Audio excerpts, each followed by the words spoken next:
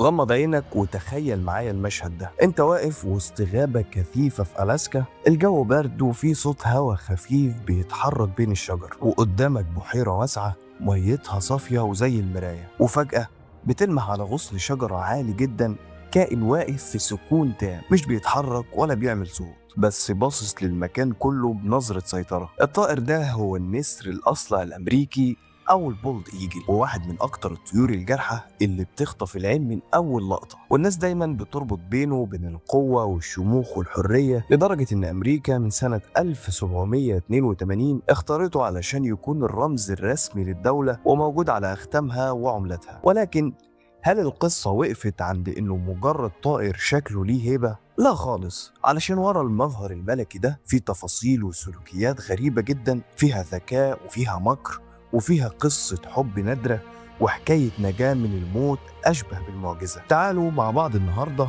هنحكي حكاية سيد الأجواء من البداية.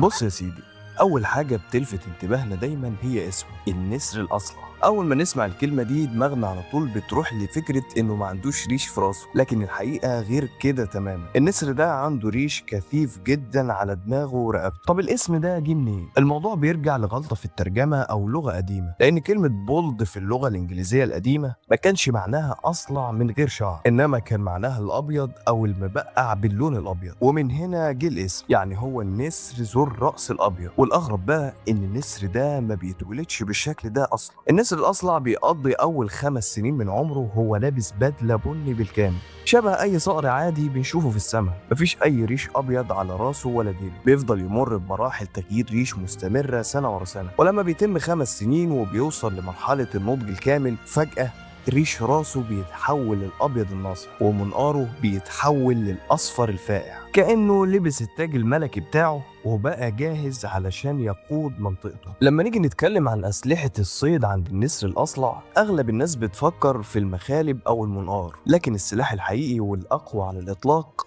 هي عينه، لأن النسر الأصلع بيمتلك رؤية خارقة أقوى من نظر الإنسان 5 مرات. طب يعني إيه الكلام ده بالأرقام؟ يعني لو أنت واقف وشايف تفاصيل حاجة على بعد 100 متر بالعافية، هو بيقدر يشوفها بنفس الوضوح ومن على بعد نص كيلو متر أو أكتر. والعلماء بيقولوا إنه يقدر يلمح سمكة بتعوم تحت سطح المية وهو طاير في السماء من مسافة بتوصل لميل كامل، يعني حوالي كيلو متر ونص. تخيل معايا الرعب، السمكة في ميتها ومطمئنة وهو فوق السحاب شايفها ومحدد مكانها بالملي. ومش كده وبس، ده ربنا مدي النسر ده جفن تالت شفاف، والجفن ده بيقفل على عينه وهو نازل يهاجم بسرعة. طب فايدته ايه؟ فايدته انه بيحمي عينه من ضغط الهواء الشديد ومية البحيرة، وفي نفس الوقت بيفضل شايف هدفه بوضوح من غير ما يرمش ثانية واحدة. النسر الأصلع طائر ضخم جدا، طول جسمه بيوصل ل 100 سنتيمتر، والمسافة بين جناحاته لما بيفردها ممكن تعدي ل 2 متر، يعني أطول من بني آدم طويل. مع الحجم ده الطيران بيحتاج طاقة كبيرة جدا،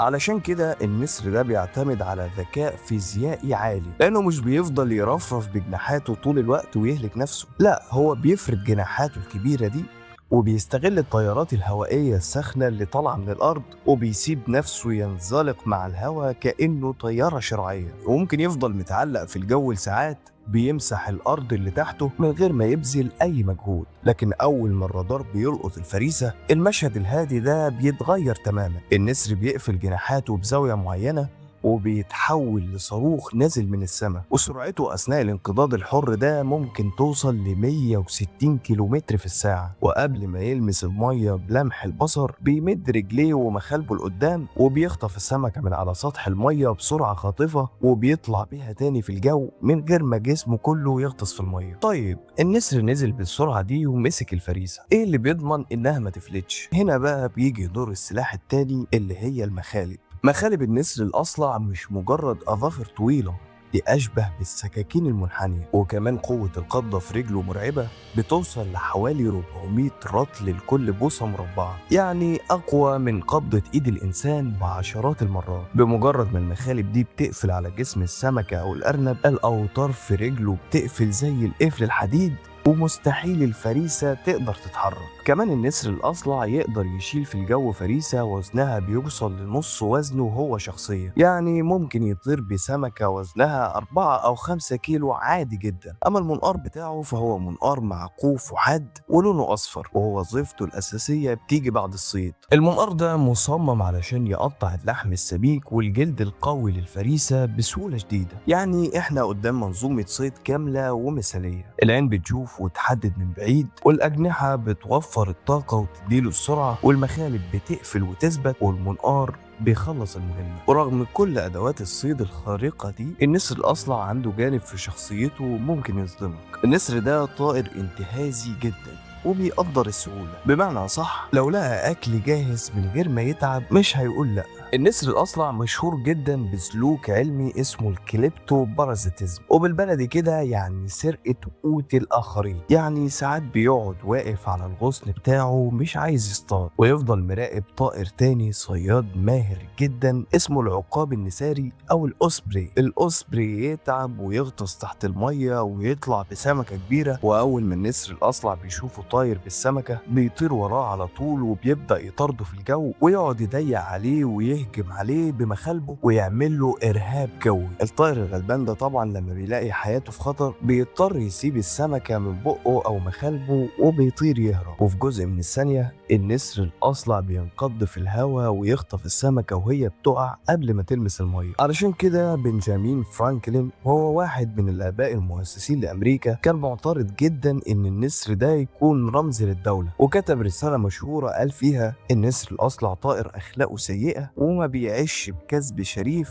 وبيسرق الطيور التانية الغلبانة. لكن في عالم الحيوان السلوك ده مش قلة أدب، ده اسمه ذكاء توفير الطاقة. لكن برضه الطائر البلطجي ده بيخفي وراه جانب عاطفي وفي لأبعد الحدود. النسور دي أحادية الزوجة، يعني النسر بيختار شريكة حياة واحدة بس، وبيكملوا مع بعض العمر كله اللي ممكن يوصل ل20 أو 30 سنة. وعلشان يختاروا بعض في البداية ما بيعدوش الموضوع كده، بيعملوا واحدة من أخطر وأغرب رقصات الغزل التزاوج في الطبيعة. الرقصة دي اسمها الكارتويل كورتشيب فلايت أو رحلة الخطاف الدوارة، وفيها الذكر والأنثى بيطيروا مع بعض لارتفاع شاهق جدا في السماء، وفجأة بيمسكوا مخالب بعض بقوة وبيقفلوا أجنحتهم وبيفضلوا يقعوا من السماء وهم بيلفوا حوالين بعض بسرعة جنونية شبه العجلة الدوارة. سقوط حر مرعب ناحية الأرض، وقبل ما بيخبطوا في الصخور بأمطار قليلة جدا بيفكوا مخالبهم وبيفردوا جناحاتهم وبيطيروا لفوق تاني. الاختيار ده هو اختبار الثقة المطلقة، لو واحد فيهم اتأخر ثانية واحدة في فتح جناحاته الاتنين بيموتوا. بعد ما الثقة بتتبني ما بينهم الزوجين بيبدأوا مع بعض رحلة بناء بيت العمر. وعيش النسر الأصلع مش مجرد شوية قش فوق شجرة، ده مشروع هندسي عملاق.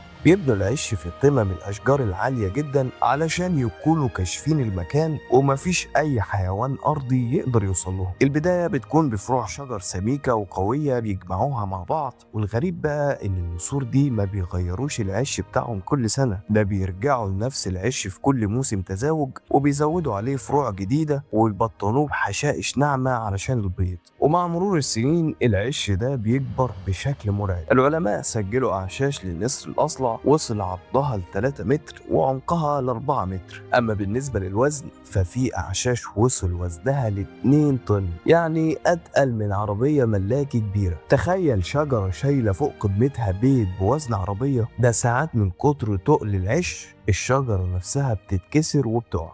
في العش العملاق ده الأنثى بتضع حوالي بيضتين أو 3، والجميل إن الأم والأب بيتبادلوا الأدوار مع بعض. يعني الأب بيرقد على البيض علشان يدفيه ويدير العش، والأم بتطلع تصطاد وبعدين يعكسوا. وفترة الحضانة دي بتقعد حوالي 35 يوم. لما الصغار بيفقسوا بيكون شكلهم غريب جدا ومفهوش أي هيبة، بيكونوا عبارة عن كرات من الريش الرمادي الضعيف الناعم ومبيقدروش حتى يشيلوا راسهم. الأم والأب بيفضلوا يأكلوهم ويحموهم برعاية فائقة، والصغار بيكبروا بسرعة جدا، وعند سن 12 أسبوع بيبدأوا يتعلموا أول خطوات الطيران. بس زي ما قلنا في الأول بيفضلوا بلوم لون بني وما بياخدوش شكل النسر الأصلع الحقيقي إلا بعد 5 سنين من التدريب والمحاولة في البرية. الرحلة قطعا صعبة ومش كل الصغار بيقدروا يعيشوا للسن ده، بس اللي بيعيش بيبقى هو الملك الجديد للسماء. لكن كل القوة والهيبة والذكاء ده ما كانش كفاية علشان يحمي النسر الأصلع من أخطر كائن على الكوكب اللي هو الإنسان، لأن في منتصف القرن العشرين وتحديدا بعد الحرب العالمية الثانية النسر الأصلع واجه مأساة حقيقية وكان على وشك الانقراض تماما. والسبب ما كانش الصيد وبس، السبب كان مادة كيميائية اسمها مبيد DDT،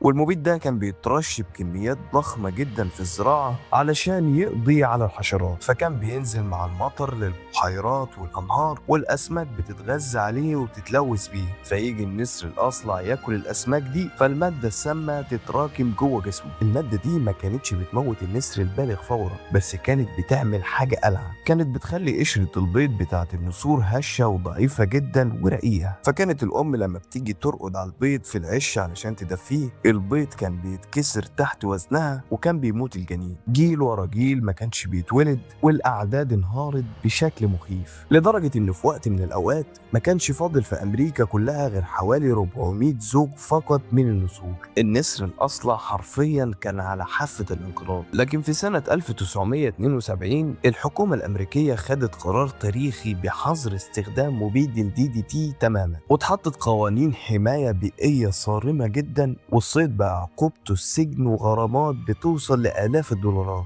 ومن هنا النسور بدأت أعدادها تزيد تدريجيا وببطء، والبيض بقى يرجع قوي تاني ويطلع صغار أصحاء سنة ورا سنة، والنسر الأصلع بيحارب علشان يرجع لمكانه الطبيعي. والنتيجة كانت إن في العصر الحديث أعداد النسر الأصلع عدت 300 ألف طائر في براري أمريكا الشمالية، واتشال تماما من قائمة الحيوانات المهددة بالانقراض، ورجع تاني يرفرف بجناحاته فوق كل البحيرات والسواحل. القصة دي مش مجرد معلومات عن طائر، القصة دي بتثبت لنا إن الطبيعة قوية جدا، وإنها لو خدت بس فرصة ووفرنا ليها الأمان قادرة إنها تداوي جروحها وترجع أقوى من الأول بكتير.